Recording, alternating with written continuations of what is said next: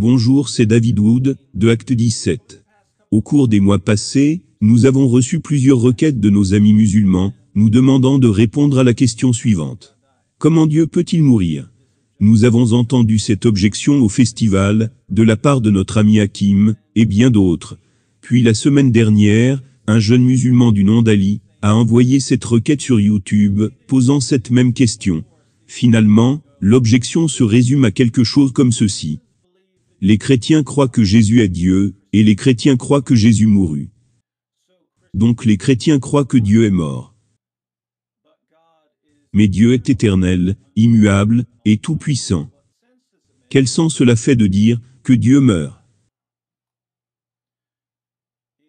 Si tu es ignorant des croyances des chrétiens, c'est une question parfaitement légitime à poser. En fait, Nabil et moi, sommes enthousiastes, lorsque les musulmans posent de telles questions, car cela nous donne une opportunité d'expliquer l'Évangile.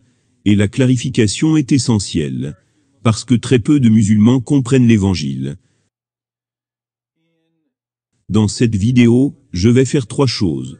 Premièrement, je vais parler de la vision chrétienne, afin que tout le monde comprenne ce que nous affirmons.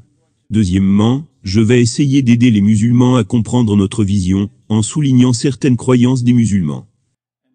Et finalement, je vais montrer pourquoi la vision chrétienne est forcément correcte, et pourquoi la vision musulmane est totalement fausse.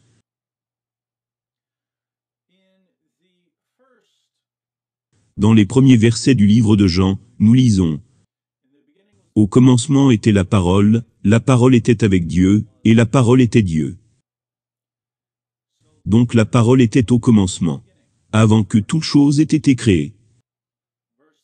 Le verset 3 dit « Toutes choses ont été faites par la parole. » La parole était avec Dieu, indiquant qu'il y a une distinction dans le divin, ce qui sera par la suite totalement clarifié, en tant que le Père, le Fils, et le Saint-Esprit. Et la parole était Dieu, indiquant que la parole est par nature, et par essence Dieu. Le verset 14 dit, « La parole a été faite chair, et a habité parmi nous. » Cela se réfère bien sûr à Jésus. Donc les chrétiens ne disent pas que Dieu tel qu'il est, éternel et inaltérable, est mort un jour. Ce que les chrétiens affirment, c'est que la deuxième personne de la Trinité, qui est Dieu, est entrée dans la création, sous la forme d'un être humain, afin qu'il puisse être le sacrifice parfait pour nos péchés. Voilà ce que les chrétiens affirment. Donc comment un musulman peut-il maintenir que notre vision est quelque part incohérente? Ici, nos amis musulmans pourraient dire, Dieu ne peut pas entrer dans la création. Mais les musulmans ne devraient pas dire cela. En fait, si tu dis que Dieu ne peut pas entrer dans la création, tu contredis le Coran. Parce que dans la sourate 27 versets 7 à 9, on lit. Rappel, quand Moïse dit à sa famille, j'ai aperçu un feu. Je vais vous en apporter des nouvelles, ou bien je vous apporterai un tison allumé, afin que vous vous réchauffiez. Lorsqu'il y arriva, on l'appela. Béni soit celui qui est dans le feu, et celui qui est tout autour. Et gloire à Allah, Seigneur de l'univers. Ô Moïse, c'est moi, Allah le Tout-Puissant, le Sage. Donc la voix dit, béni soit celui qui est dans le feu. Et Allah parle depuis l'intérieur du feu. Qui est celui qui est béni dans le feu? C'est Allah. Si Allah peut entrer dans sa création, et parler depuis un feu, ne peut-il pas entrer dans sa création, et parler à travers un corps humain? La réponse correcte des musulmans sera, oui, bien sûr, Dieu peut le faire. Il est tout-puissant. Les musulmans et chrétiens sont donc d'accord sur le fait que Dieu peut entrer dans sa création. Mais peut-être que certains musulmans diront ceci, ok, Dieu peut entrer dans sa création. Mais s'il le fait, comment peut-il mourir? Bonne question. En réponse, laissez-moi illustrer ce que les musulmans croient à propos du Coran. Ceci est un Coran. Ce Coran, selon l'islam, possède deux natures. D'un côté, en tant que parole éternelle d'Allah, il n'a pas de commencement. Il est incréé, il ne peut pas être détruit. De l'autre côté, ce Coran est fait de papier, d'encre et de colle. Ce sont des matériaux physiques. Lors de la commémoration du 11 septembre, une église de Floride voulait aussi tenir un jour du brûlage du Coran. Ali, l'un des jeunes musulmans, qui nous demandait d'expliquer comment Dieu peut mourir, a aussi demandé ce que nous pensions de ce jour du brûlage du Coran. Ali, pour ton information, je trouve cela ridicule et idiot. Et je peux te garantir que Nabi pense la même chose. Tu peux me citer pour cela. Mais cela soulève une question intéressante, dans l'intérêt de cette discussion. Les musulmans demandent, comment Dieu peut-il mourir? Comme si cela réfutait la vision chrétienne. Mais laissez-moi vous demander. Comment, les paroles éternelles d'Allah peuvent-elles être brûlées?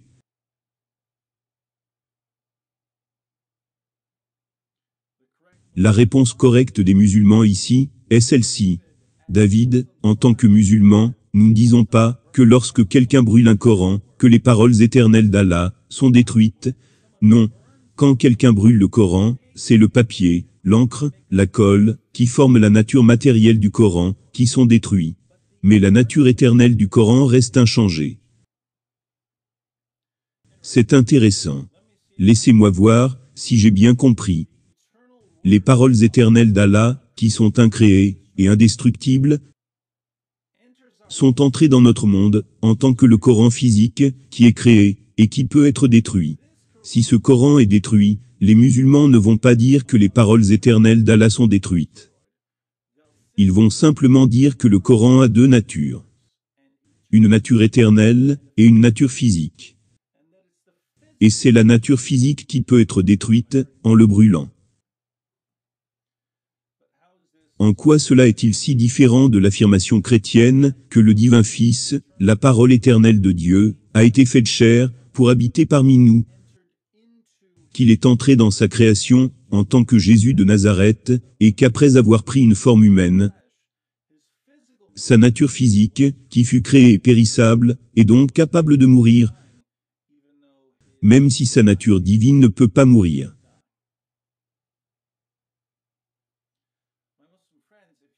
Mon ami musulman, si tu dis que c'est un problème pour Dieu de prendre une forme physique, qui peut être mis à mort, pourquoi alors ne dis-tu pas aussi que c'est un problème pour les paroles éternelles d'Allah de prendre une forme physique, et donc peuvent être brûlées? Pour moi, cela ressemble à de l'incohérence. S'il vous plaît, je vous prie de clarifier votre position. Si vous le pouvez.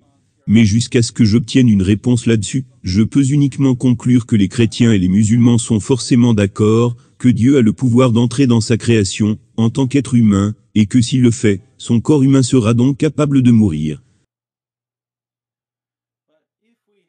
Mais si nous devons être d'accord sur ce point, pourquoi alors les musulmans sont-ils si confus par l'affirmation chrétienne, que Jésus est Dieu, et que Jésus est mort sur la croix? La véritable confusion sur cette question provient de la théologie islamique. En islam, cela n'a pas de sens, qu'Allah entre dans sa création, pour mourir pour les péchés. Car la justice d'Allah, son amour, et sa miséricorde, sont toutes limitées, et imparfaites. Par exemple, que dit le Coran concernant l'amour d'Allah? Allah n'aime pas les transgresseurs. Allah n'aime pas le mécréant pécheur. Allah n'aime pas les infidèles. Allah n'aime pas les injustes. Allah n'aime pas, en vérité, le présomptueux, l'arrogant. Allah n'aime pas ceux qui commettent des excès. Allah n'aime pas les traîtres. Allah n'aime point les corrupteurs. Allah n'aime point tout présomptueux plein de glorioles. Visiblement, le Dieu de l'islam ne semble aimer que les bons musulmans. Allah n'a aucun amour pour les pécheurs rebelles, ou les mécréants. Donc, est-ce qu'un Dieu qui n'a aucun amour pour les pécheurs, entrerait-il dans le monde, pour mourir pour les pécheurs? Bien sûr que non. Allah n'a aucun amour pour les pécheurs rebelles, ou les mécréants. Le Dieu du Coran ne ferait pas cela. car il ne se soucie pas vraiment des gens. Voilà la raison pour laquelle les musulmans ne peuvent pas comprendre l'incarnation et la mort sacrificielle de Jésus. Je fais aussi remarquer que la justice d'Allah est limitée et imparfaite. Selon l'islam, si Allah veut te pardonner, il peut juste balayer tes péchés sous le tapis, comme si rien ne s'est passé. Cela est peut-être miséricordieux, mais ce n'est pas de la justice. L'islam enseigne qu'à la fin des temps, il y aura des péchés non punis. Cela signifie donc que la justice d'Allah n'est pas parfaite, il va laisser passer certains péchés. Maintenant, comparons cela au seul vrai Dieu. Le Dieu de la Bible est parfait dans ses attributs. L'amour et la miséricorde de Dieu sont parfaits. Dieu aime tellement les pécheurs qu'il entre dans la création afin de payer le prix pour nos péchés. Dans Romains chapitre 5 versets 6 à 8, on lit « Car, lorsque nous étions encore sans force, Christ, au temps marqué, est mort pour des impies. À peine mourrait-on pour un juste. Quelqu'un peut-être mourrait-il pour un homme de bien. Mais Dieu prouve son amour envers nous, en ce que, lorsque nous étions encore des pécheurs, Christ est mort pour nous. »